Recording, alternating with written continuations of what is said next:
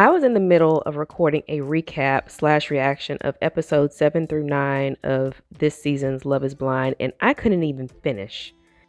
Welcome back to the channel where we have conversation about trending topics, current events, popular shows, and whatever else comes up. All I ask is that we be respectful to one another.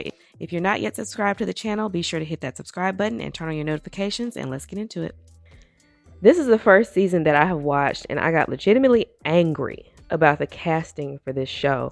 This is not the first season that we have had, people come out after the show airs for the first time and say things about some of the cast members that may not be favorable, but for some reason, this season is just too much. And I think that it's because at this point, this is season 7. Season 7, and Netflix is still finding the worst of the worst people to come on this show and ruin lives and have women bawling their eyes out on national television. And it's not just Love is Blind. It's this show in combination with Married at First Sight that is becoming ridiculous. And I understand they probably do some of this on purpose for the ratings and the views and to keep, to get and keep people talking about the show. But, I'm just not sure it's fair to some of the other cast members on this show. And if you're one of those people that always has something to say about commentary channels, if you're one of those people, oh, well, why can't everybody just mind their own business? You are not minding your business by telling me to mind mine. So we're even. If you don't want to listen, you could click off of this video. I'm perfectly fine with that. So I posted a video the other day about Tyler and all of the things that are coming out about him. And we're going to get into him and we're going to dig into that a little deeper. I started getting angry in episode 8 when they showed Tyler talking to Ashley's father. That's when the anger started, and we're going to get into him a little bit more. But first, let's talk about what happened after that. Steven. So Steven, it comes out that Steven was at a sleep study, texting another woman, very sexual things and talking very, about his fetishes with this woman. And, basically what he told Monica he did to one of his exes in the pods was that he was having an emotional affair. So I don't think we're surprised that this happened, but Steven, this entire show so far has been weird to me, and I knew something was off with him. And I think Monica is just way too understanding with him. We also find out during this episode that he is unemployed. When he got back, he lost his job. Even if whether he had a job to begin with, we don't know, because we know Netflix doesn't do their checks. So he could not. It's possible that he didn't even have the job when he came on the show. But anyway, he's unemployed. Monica was financially supporting him since they got back from Mexico. And she asked for her money back. I don't know how much that was. They didn't say, but he Venmo'd her money back. But, that's not the worst part. The worst part is him already. They're only been back from Mexico for, a couple of days? I don't know how long it's been, but they haven't been back long. They're not even married yet. And he's already cheating and lying because you can't even have your phone in a sleep study from what I understand. He was not at a sleep study. I don't know where he was, but that's not it. So now we have this woman bawling her eyes out under a blanket on national television. And his reaction was not even that apologetic. It was more like, oh, I got caught. Oops, I'm a terrible person. Let me leave. Disgusting. You're right. I can't do anything to change this. I shouldn't have come on the show. That is almost psychotic. I almost wanted to say that I don't feel bad for Monica because he told her who he was in the pods. He told her that he cheated emotionally with the intent to physically cheat, and she basically gave him the green light to do it again, because she's like, in the past I've been cheated on, but I've always found a way to forgiveness. That is not what you say in a situation like that. And she was also being very sympathetic towards him, and it's like she was babying him through his confession, and now this is what we have. So I'm not surprised that this happened. The producers talk to these people in depth. They can't. There's no way they do, because I don't know this man directly. All I see is what's on the screen, and I can tell something's off with him. And again, did he even have a job when he started the show? So off of Steven, back to Tyler and the whole issue with him. If you haven't seen everything that's going on with him, you can go back to the previous video. I posted Ricky's breakdown of his whole situation. So to sum it up, he apparently allegedly has 3 children where he was a sperm donor with a friend. Let's just talk about the whole sperm donor situation really quick. If someone does not go through the formal process of being a sperm donor, meaning they go through a sperm bank, if a woman goes to her male friend and says, "Can you give me a baby? I want a baby. I don't want to go through a sperm bank. I just need your sperm," right? If they have no formal agreement about this, no matter how they do it, if they use a turkey baster or if they do it the old-fashioned way, that man is liable for child support for these kids. He can call himself a sperm donor all he wants, but he is a father to 3 children. If they didn't go through a sperm bank, especially if he is active in these kids' lives, that's the other things the courts will take into consideration. If the man has been actively involved in the children's lives, providing financially anyway, spending time with them, which obviously he has been doing, he can be on the hook for child support. That's not even the biggest issue. The fact that he was able to help a friend out who wanted kids, that's great. If that's the situation, that's wonderful. My issue is he did not disclose this information to Ashley from the beginning.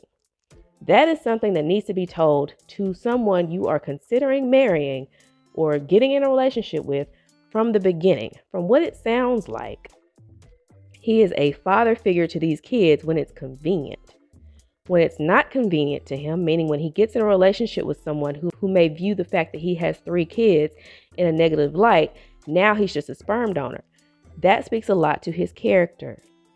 Someone with good character would not do that. Someone with good character would not be in these kids' lives and be as active as he is. I don't know what these kids refer to him as. From what is said, they have his last name. I don't know what they refer to him as, but they know him as someone who is active in their lives. And for him to be that active and then to just erase them when they are no longer convenient to him speaks a lot to his character.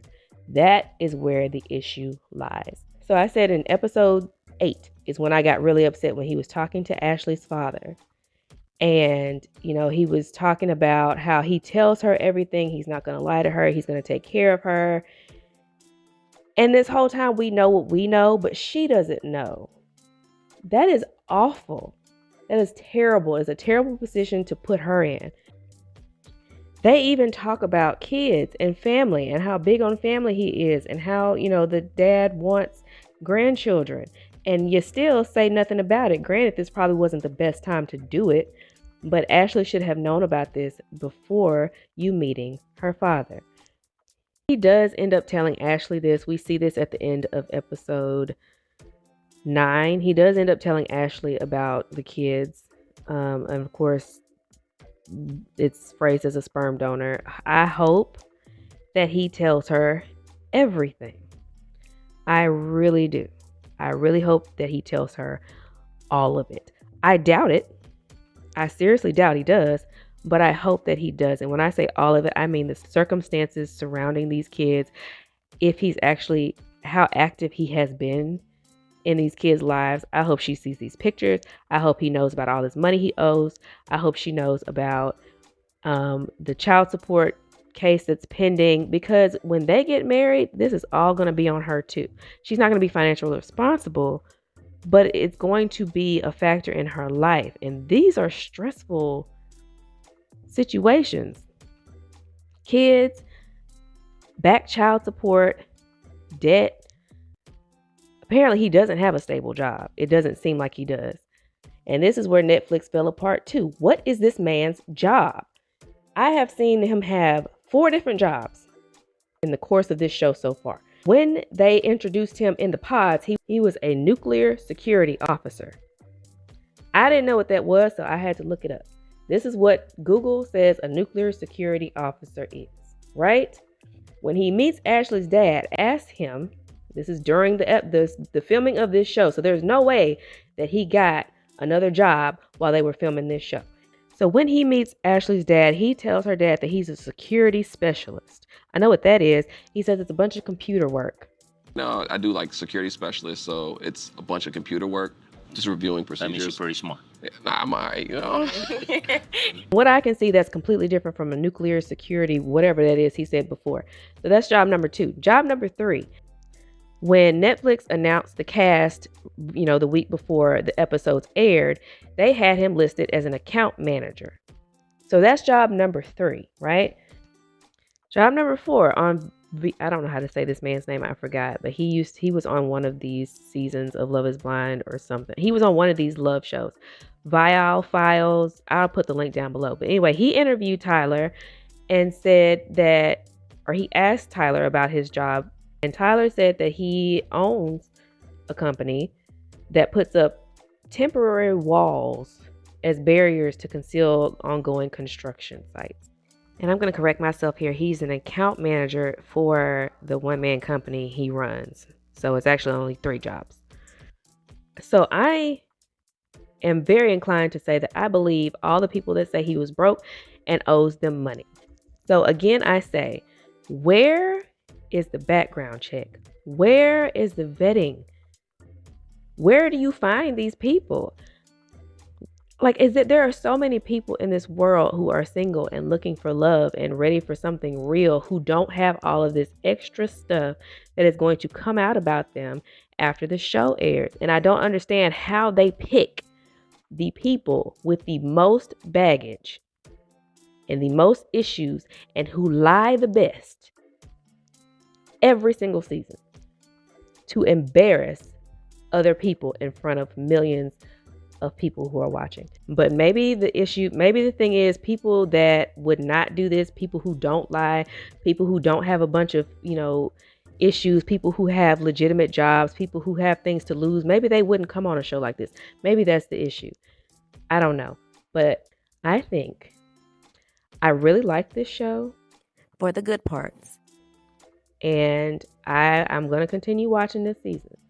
I'm not going to do a review on these 3 episodes, because when I tell you my blood is boiling, because I was actually very excited about this season when I saw the cast. They had a lot of thicker women, they had a lot of black women, they had a lot of men who liked black women. The cast in general, not just the black women, seemed good, and then here we are. But yeah, that's all I had to say. Let me know your thoughts down in the comments below about what's going on this season. Would love to hear them. Thank you for watching this video and listening to my rant. But I hope you will give it a like and subscribe to the channel, and I will see you all in the next one. Bye.